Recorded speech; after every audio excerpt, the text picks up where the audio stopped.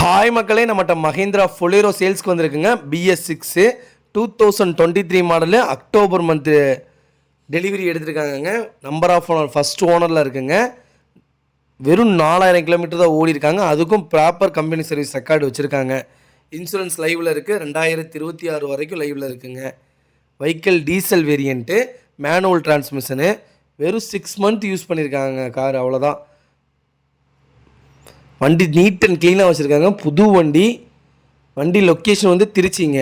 நம்ம இது கோட் பண்ணுற ப்ரைஸ் வந்து 10,50,000 கோட் பண்ணுறோம். நெகசபிள் தான். நேரில் வாங்க, கம்பல்சரி அனுசரித்து கொடுத்துட்லாங்க.